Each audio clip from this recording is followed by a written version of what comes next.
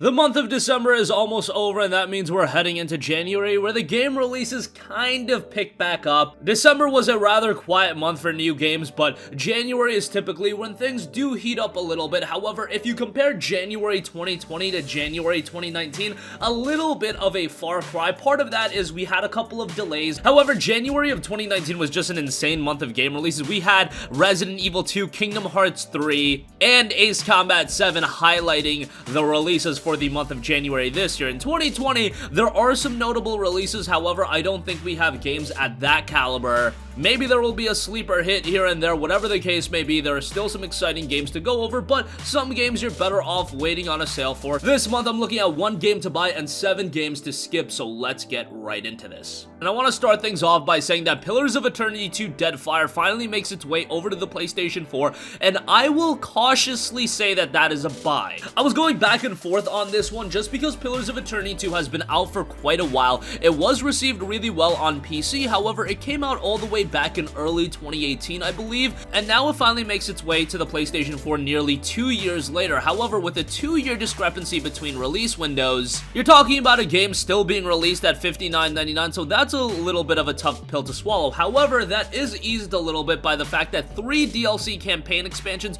will be available with the $60 buy-in for Pillars of Eternity 2 Deadfire on the PlayStation 4.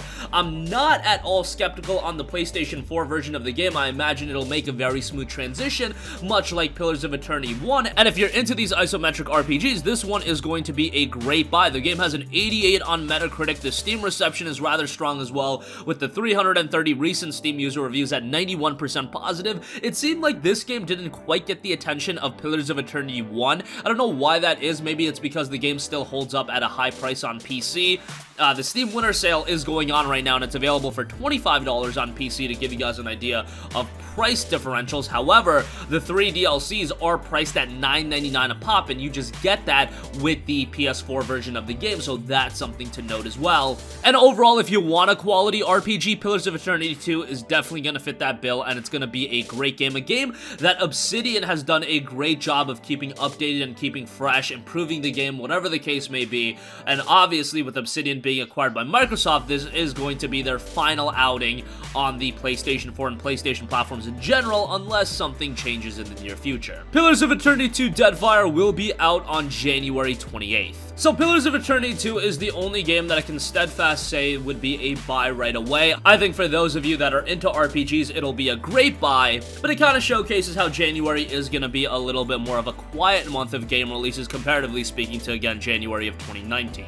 Alright, moving on to games that I would say are wait for a sale or skip altogether, and I want to give you guys a little bit of insight on why I'm saying that about specific games. So right away, the biggest game release of January, at least the biggest new game release, is probably the latest Dragon Ball Z title in Dragon Ball Z Kakarot. This game is very exciting as it's an open world action RPG, and it's an exciting take on the Dragon Ball Z lore, the storyline, and of course we've seen a plethora of Dragon Ball Z games, going back to games like Dragon Ball Budokai, Tenkaichi, Fighters just came out, of course Xenoverse, but Dragon Ball Z Kakarot looks to faithfully retell the story of Dragon Ball Z, going from the beginning of Z all the way until the end of the Buu arc. So you've got the entirety of Z. It looks like nothing from the original Dragon Ball is really being covered, although there are some fan service side quests that is going to explore separate content, and then it also looks like nothing from Dragon Ball Super will be covered, although if this is successful, I would imagine that there will be future games in the series that will take a look at the aforementioned timelines. Now here's the main issue with Dragon Ball Z Kakarot. I don't know if you guys have been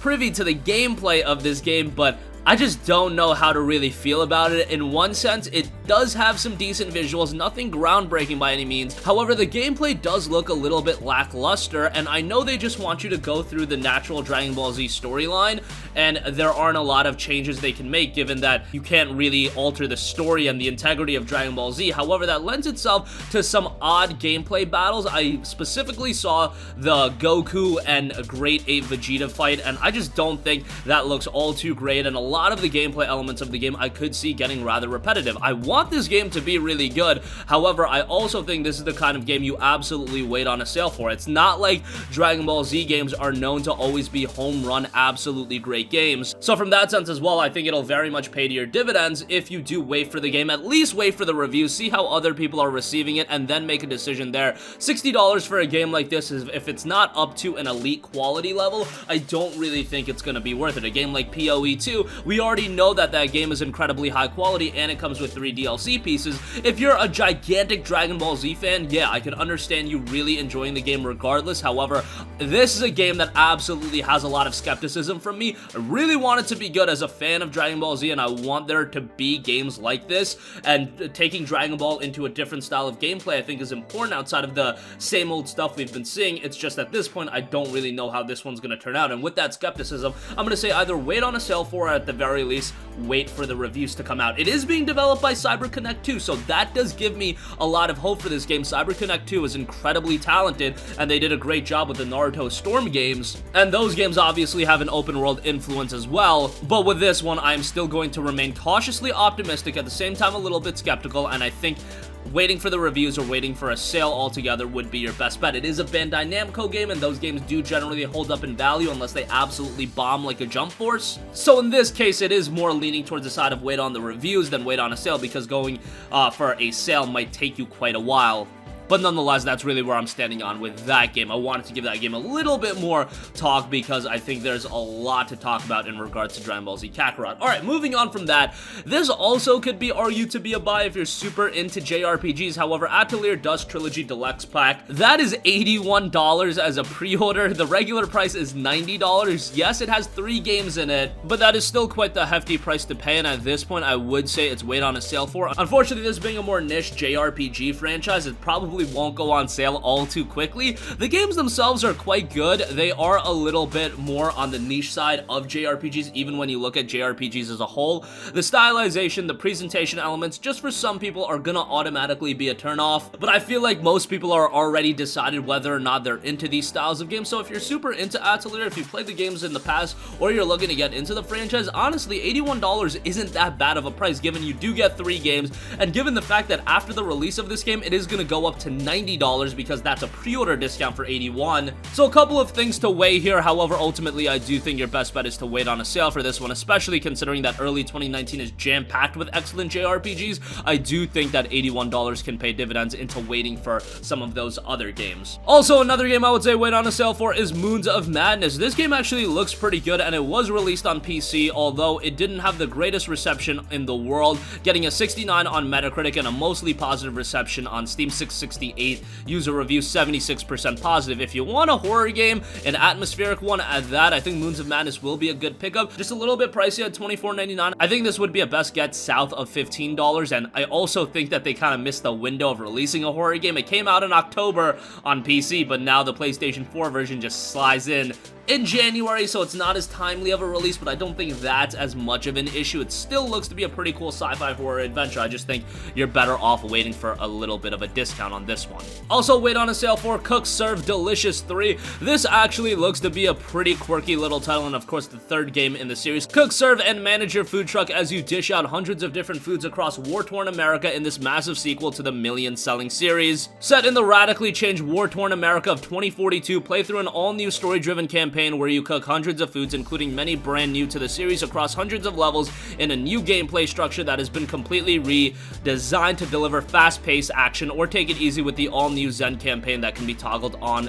or off at any time. Play through the campaign via single player or with a friend in local co-op with the ability to change on the fly, upgrade your food truck with dozens of gameplay-affecting modules, expand your food catalog, and race to the nation's new capital in Nashville, Tennessee to prove once and for all that you're still the best chef in the world. A charming game nonetheless, and I do foresee it being either going on sale rather quickly or even being a plus title in the future. Nonetheless, it will be out sometime in January, although we don't have a specific release date. Also, Journey to the Savage Planet is out next month, and I am very excited for this one. It'll be out January 28th, and it will be released at a decent price of $29.99 as a brand new co-op adventure game coming from 505 Games and developer Typhoon Studios. I think it has a lot of potential. I would wait on this one. This is one I could easily see being a PlayStation Plus game in the future seems like a game perfect for that. But it's a colorful co-op adventure game where you play as the newest recruit to Kindred Aerospace, dropped onto an uncharted planet with little equipment. You must determine if the planet is fit for human habitation,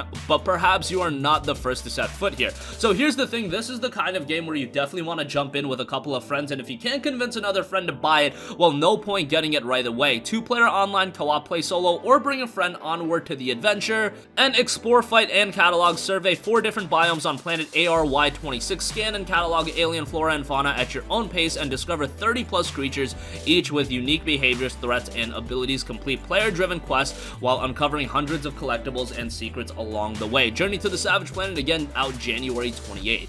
And lastly, we have another pretty low-key release, and that is Rugby 20. If you're into rugby, maybe a game to check out, but Rugby 20 gives you the complete rugby experience with overhauled tactics management, optimized graphics, and more realistic player behavior. The game is a true reflection of modern rugby. Honestly, I can't put much emphasis on this game, and if you're a big fan, buy it by all means. However, for the normal gamer with a low or even a modicum of interest in rugby, probably wait on a sale for a sports game like this. And that's gonna conclude this video. Again, January, a rather lackluster month in terms of major game releases. However, with Pillars of Eternity 2, Dragon Ball Z Kakarot, and even games like Journey to the Savage Planet, there are some titles I think you guys should be on the lookout for. But with delays to games like Final Fantasy Crystal Chronicles Remastered and Mega Man Zero and ZX Legacy Collection, it did weaken the month quite a bit, but nonetheless still a decent month, all things considered. That's gonna conclude this video. Sound off with all of your thoughts in the comment section down below. Thank you for watching, and goodbye.